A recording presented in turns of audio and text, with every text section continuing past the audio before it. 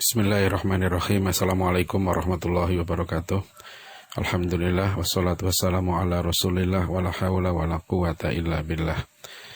Alhamdulillah, Bapak Ibu saudara sekalian, pagi hari ini kita bisa bertemu kembali ya, membahas satu artikel yang pagi hari ini saya menemukan hal yang menarik ya dari satu buku lama ya, yang saya pun sudah tidak ingat bahwa saya pernah menyimpan buku itu, yaitu buku yang berjudul Majelis Ulama Indonesia 1976.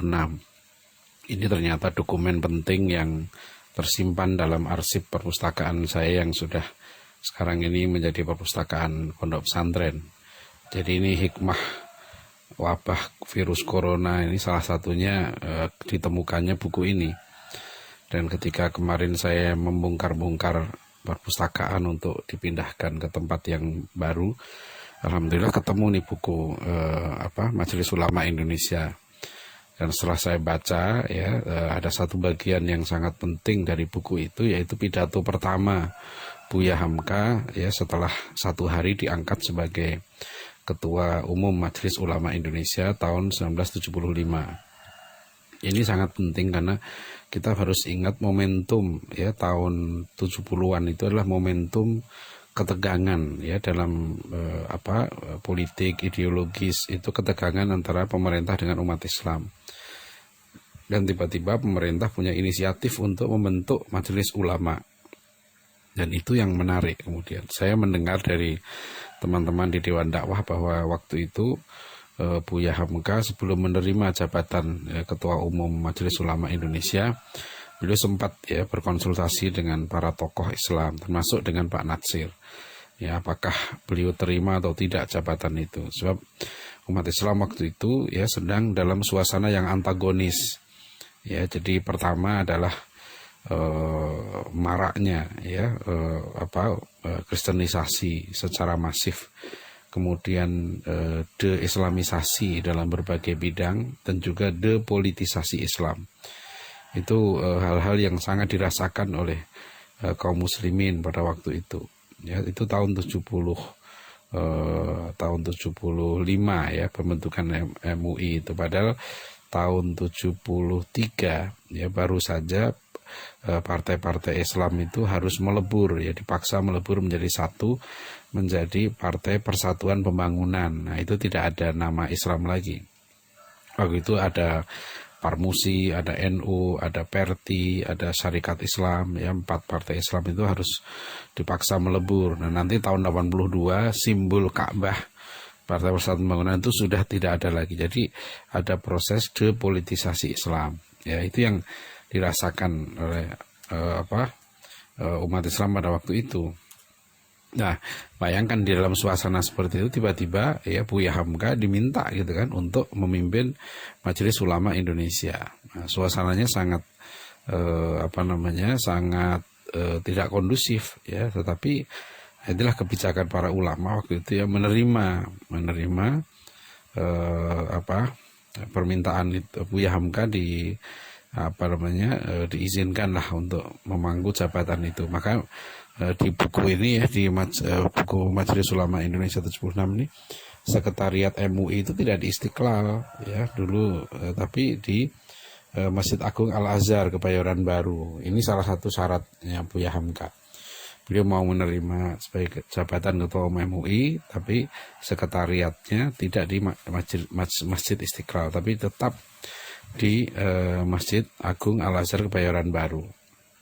Jadi itu menjaga jarak ya dari segi tempat. Yang kedua, Buya Hamka tidak mau digaji. Buya Hamka sebagai pribadi beliau tidak mau digaji oleh pemerintah. Jadi ini adalah hal yang menarik ya, apalagi kalau kemudian kita baca ini pidato Buya Hamka yang dipetik dalam buku ini. Ya, Buya Hamka sangat menekankan di situ bahwa ya ulama itu tidak bisa dibeli. Ya, jadi jangan salah paham. Beliau menegaskan ini berulang kali ya dalam bahasanya ini. Ya, jadi sebelumnya beliau menguraikan tentang beratnya tugas para ulama, yaitu melaksanakan amar ma'ruf nahi mungkar. Dan Buya Hamka mengibaratkan ulama yang tergabung dalam MUI itu seperti kue bika. Kue bika itu dia berada di tengah, ya, di bawahnya dipanggang api, dan di atasnya juga ditaruh api kan dengan arang. Kalau pernah buat kue bika itu kita tahu di situ kan. Nah, Buya Hamka mengibaratkan itu. Itu posisi kita, kata Buya Hamka, sebagai ulama itu seperti itu. Jadi terlalu berat ke atas, terlalu mengikuti kemauan penguasa gitu ya, maka akan hilang wibawanya di mata umat, di mata rakyat. Nah, terlalu ikut rakyat nanti bisa dituduh oleh penguasa tidak berpartisipasi dalam pembangunan, kata beliau. Ya, jadi itulah menjaga keseimbangan ya, supaya tidak terlalu ke atas, kosong ke atas, tidak terlalu ke bawah, ya kan, atau terbakar di bawah itu. Tapi beliau menekankan sekali bahwa amar ma'ruf nahi munkar itu berat, apalagi watu minuna billah, syaratnya kan kuntum khairu ummatin ukhrijat linnas ta'muruna bil ma'ruf wa tanhauna 'anil munkar wa tu'minuna billah. Nah, kalau iman tidak kuat, kata beliau, berat ya, apalagi mencegah yang mungkar, menyampaikan yang baik saja berat kalau iman itu lemah. Maka penguatan iman ya, apalagi untuk para ulama, itu satu keharusan, kata beliau. Dan bahkan beliau mengatakan ya kata-katanya ini indah sekali, saya bacakan di sini ya. Memang sangat berat memikul beban ini.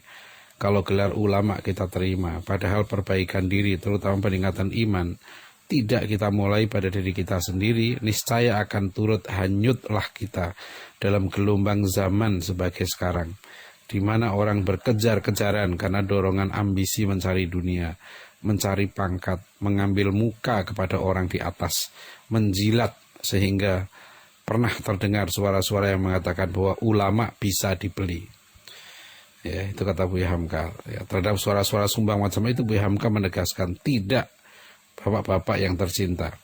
Bayangkan bapak sekalian ya, ketika Buya Hamka pidato ini banyak pejabat di situ, ya kan? Buya Hamka menegaskan, tidak, bapak-bapak yang tercinta, ulama sejati warahatul anbiya tidaklah dapat dibeli. Janganlah tuan salah tafsir. Tidak, saudara, ulama sejati tidaklah dapat dibeli. Sebab sayang sekali ulama telah lama terjual. Pembelinya ialah Allah Subhanahu wa taala.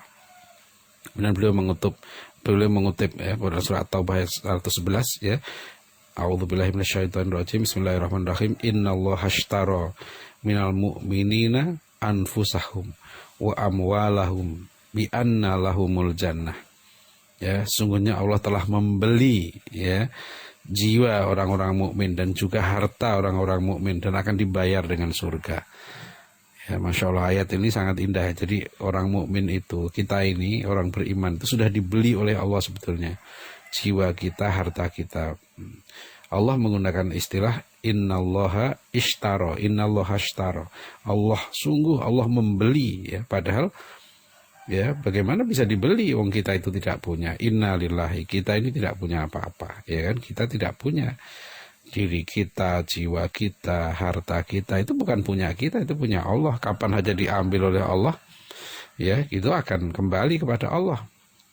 Kita tidak punya apa-apa, tapi dibeli oleh Allah.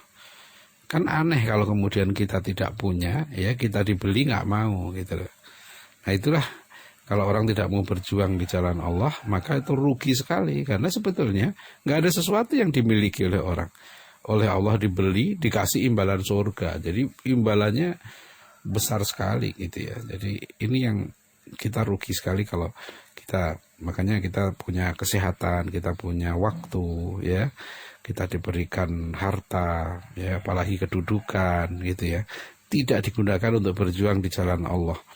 Ya, tidak kita jual kepada Allah dengan imbalan surga, itu rugi sekali karena kita nggak punya apa-apa. Nah, ini Buya Hamka menekankan ya, ini luar biasa. Saya membayangkan bagaimana dalam suasana yang begitu suasana hubungan yang antagonis antara umat Islam dengan pemerintah, Buya Hamka berani menyuarakan suara yang tegas seperti ini, bahwa ulama tidak bisa dibeli.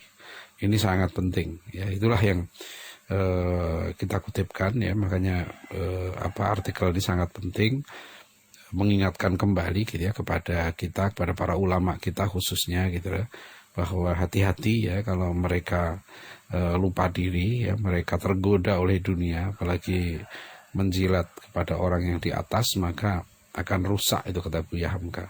Dan itulah yang telah diingatkan oleh Imam Al-Ghazali dalam Ihya Ulumuddin, ya, bahwa rakyat rusak karena penguasa rusak, penguasa rusak karena ulama rusak, ulama rusak karena hubbul mal wal jah, ya, karena ulama itu suka atau cinta harta dan cinta kedudukan. Ya, kalau orang cinta harta dan kedudukan sebetulnya tidak layak ya dia disebut ulama, karena berarti ilmunya itu tidak membawa manfaat bagi dia, ya, karena aneh sekali ulama kok mengejar dunia, itu sangat aneh. Jadi ini pidato Buya Hamka ini sangat penting, ya, mudah-mudahan bisa kita ambil hikmahnya. Ya, demikian, billahi taufik wal hidayah. Wassalamualaikum warahmatullahi wabarakatuh.